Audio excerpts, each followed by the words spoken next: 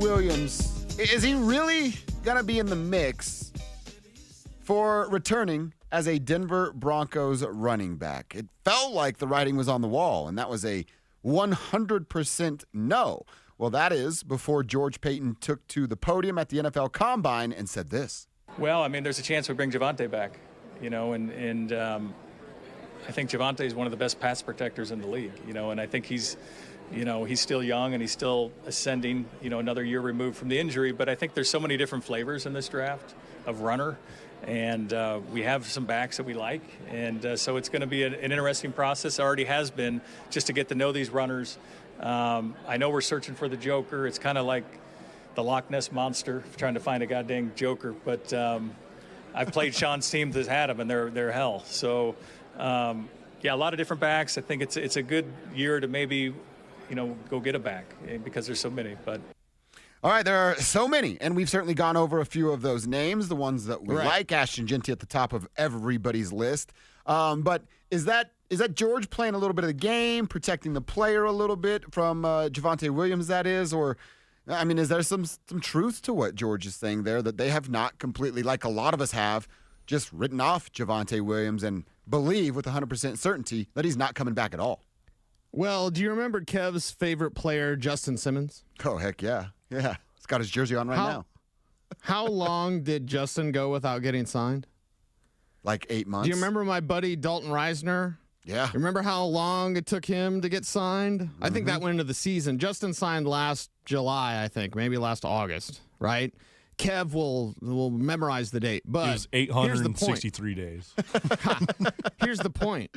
You could have a Broncos starter that is seen by the rest of the league as a guy that, they're just going to wait to sign. So if there is Javonte Williams available in August, running back streets are going to be cold. We talk about it all the time. This running back draft class is outstanding. If you're Rico Dowdle with the Cowboys coming off a 1,000-yard year, I take whatever they offer me. Because the Cowboys could just be like, screw you guys, I'm going home. They could go running back in the draft. If I'm Aaron Jones, I don't care what team offer me. I take it. And again, I'm not an agent. I'm not a financial advisor.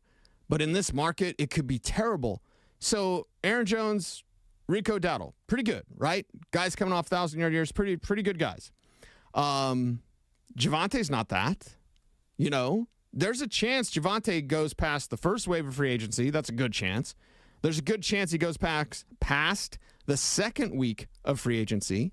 And once we get to that third wave of free agency, that's where it's like, I don't know if Javonte is going to be there or not. I don't know what's going to happen with Javonte Williams at that point. So in this situation, if the Broncos, somebody's a little banged up in training camp, hey, Javonte's still out there.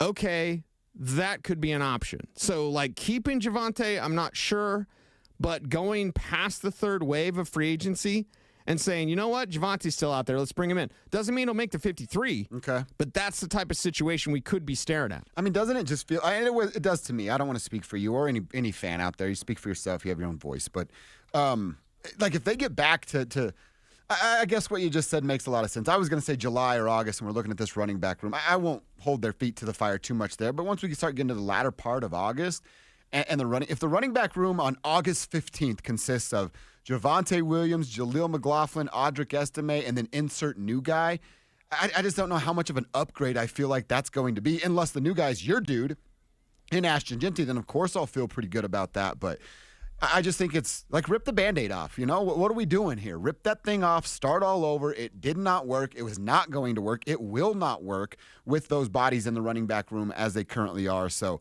it's the harsh reality of the business. Javonte, great guy. You bounced back from a huge injury. Kudos to you for putting in the work to do so. But it just doesn't work here in Denver. Yeah, it doesn't work anymore. And that's the thing. With that position, younger players, faster players, and yes, even with Javonte's skill set, stronger players are coming into this league all the time. The old country song that Kev knows is Mamas Don't Let Your Babies Grow Up to Be Cowboys. The new modified version, maybe done by Kendrick and a country song, is Mamas Don't Let Your Babies Grow Up to Be Running Backs.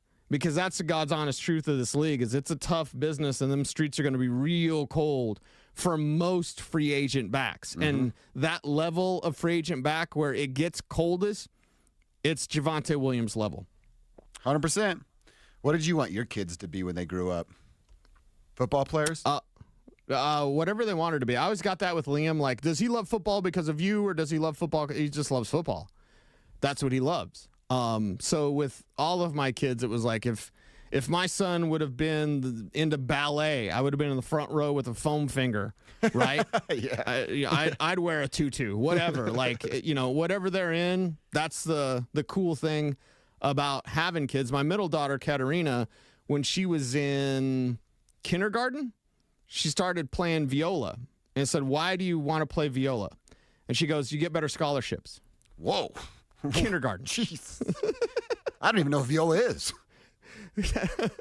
A smaller violin, right? Okay, They're smaller right. than violins, correct? Yeah. But all I know is that little girl was like thinking about college when she was like 6. That's pretty damn impressive.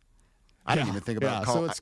College didn't cross my mind when I was 16. I think maybe 26 maybe is when I started to think about those things.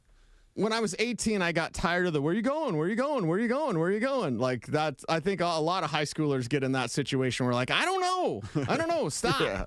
Stop asking me. I don't have children yet, but when I do, they will be forced to play golf. That's the definite one thing. Forced to play golf. You're dribbling And a hoops. basketball at some point too. Yeah, 100%. Yes. Nerf hoop in the crib. You remember? Well, I don't know. Like I remember the first time beating my dad at basketball was a huge life benchmark for me. And you know what we played for? If I beat him, I got to sag my pants. If I lost, I could no longer sag my pants. Guess who was sagging their pants the rest of their 8th grade year, Cecil? This guy. Exactly. Right here. Yep. All There right. you go. Good job. Let me remind you about our fan flyaway going on right now. It's back thanks to Embers Golf and 303 Law 4040. This time, we're sending a lucky listener and a guest of your choosing